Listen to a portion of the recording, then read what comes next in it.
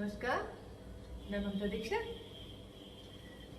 एक बार फिर मेरे YouTube चैनल में आपका हार्दिक स्वागत है और आपको गुरु पूर्णिमा और व्यास पूर्णिमा की बहुत बहुत बधाइयां, बहुत बहुत शुभकामनाएं।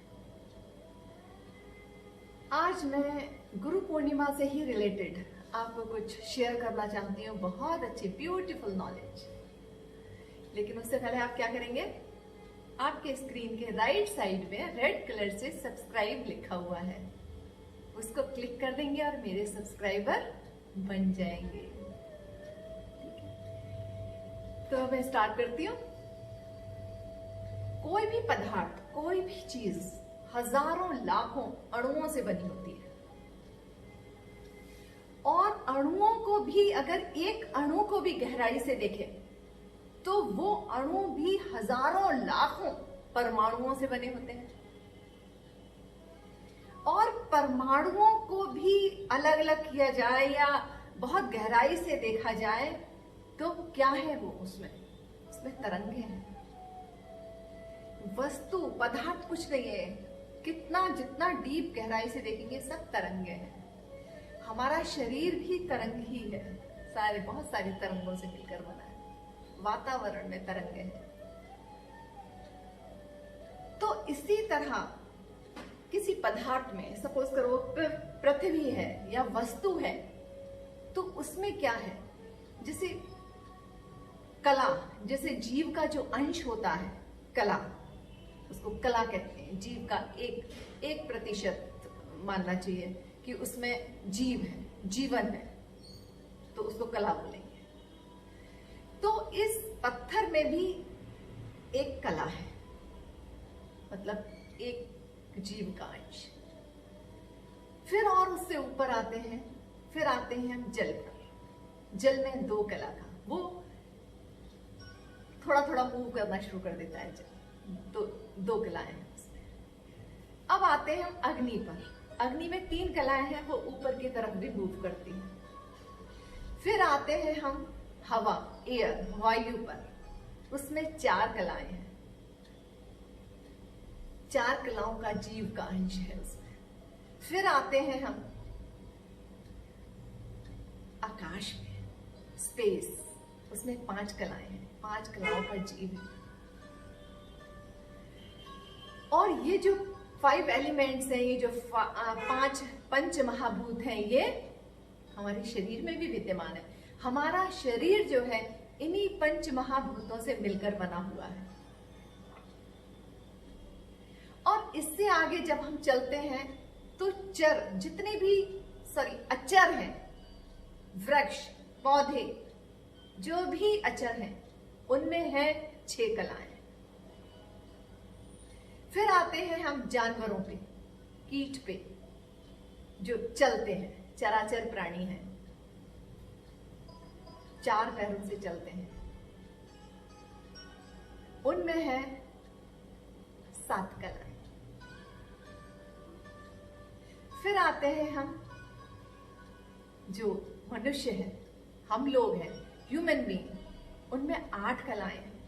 इसलिए मनुष्यों को अष्टवसु भी कहते हैं।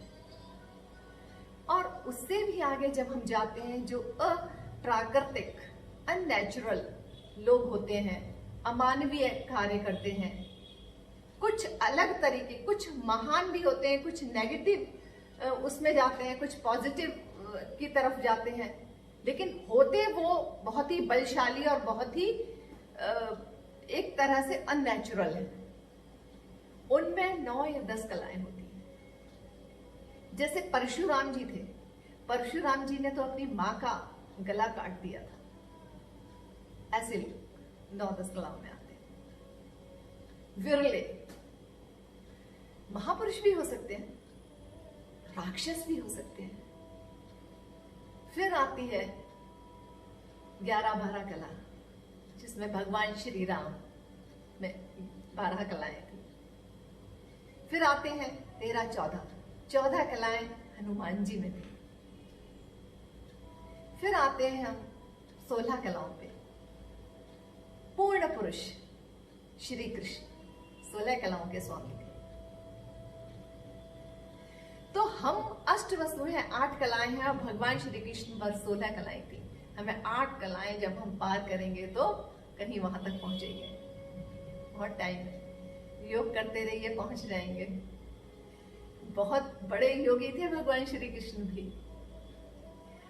अच्छा, एक चीज और, मनुष्य तो अपनी मर्यादा में रहता है, उसकी कुछ मर्यादा होती है, यहाँ से आगे नहीं जा सकता, यहाँ से पीछे नहीं जा सकता।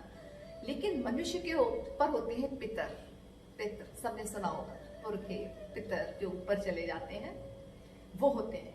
उनकी कोई मर्यादा, कहीं भी जा सकते हैं, किसी भी फॉर्म में आ सकते हैं, कहीं भी रह सकते हैं, तो इसलिए उनको पूजा जाता है।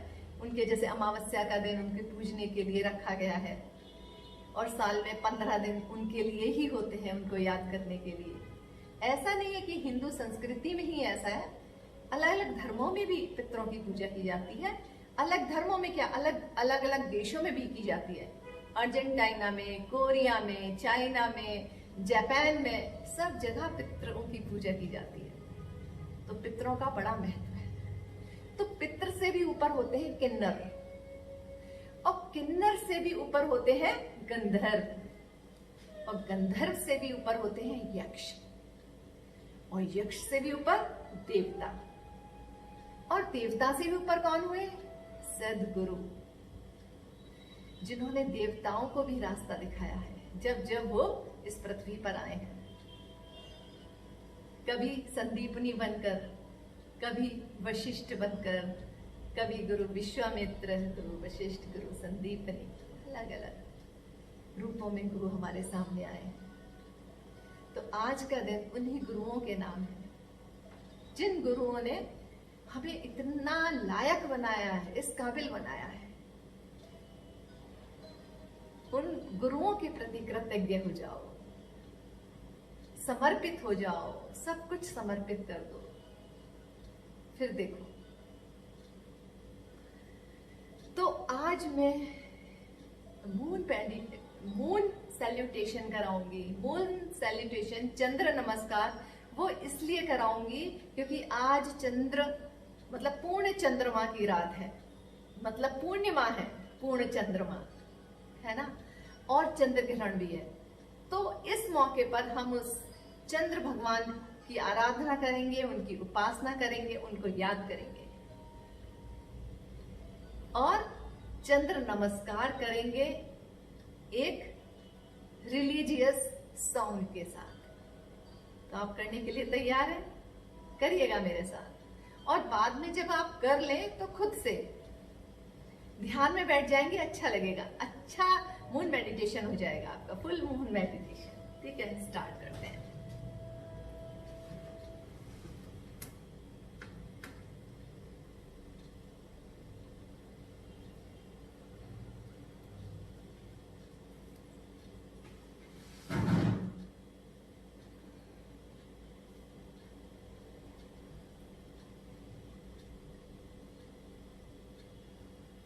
बने रहिए।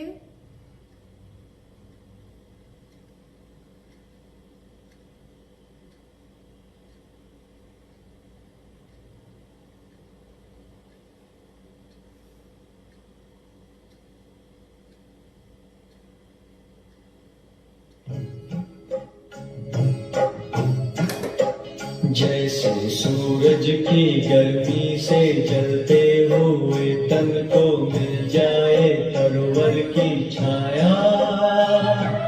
सूरज की गर्मी से जलते हुए तन को मिल जाए तरवर की छाया। ऐसा ही सुख मेरे मन को मिला है, मैं जब से शरण तेरी आया। सूरज की गर्मी से जलते हुए तन को मिल जाए तरवर की छाया।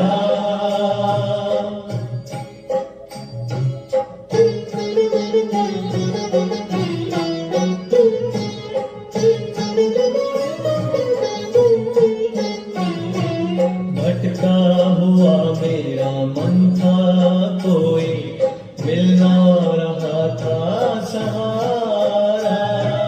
भटका हुआ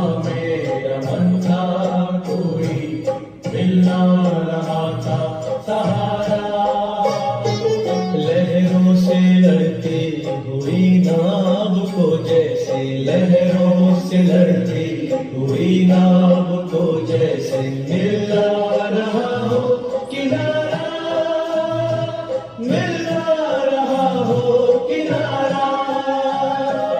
उस लड़खड़ाती हुई नाव को जो किसी ने किनारा दिखाया, ऐसा ही सुख मेरे मन को मिला है। मैं जब से शरण तेरी आया मेरे राम। सूरज की गर्मी से जलते हुए तन को मिल जाए तरुवर की छाया।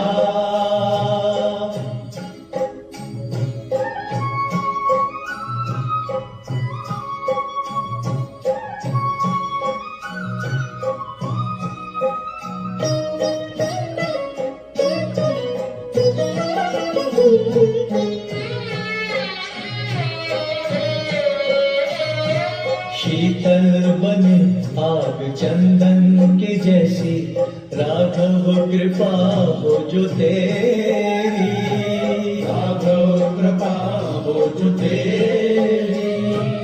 उजियाली पूनम की हो जाए रातें, जो थी अमावस अंधेरी। उजियाली पूनम की हो जाए रातें, जो थी अमावस अंधेरी, जो थी अमावस अंधेरी। युग युग से प्यासी मरुभूमि ने जैसे सावन का संदेश पाया, ऐसा ही सुख मेरे मन को मिला है। मैं जब से शरण तेरी आया मेरा। सूरज की गर्मी से जलते हुए तन को मिल जाए तरुवर की छाया।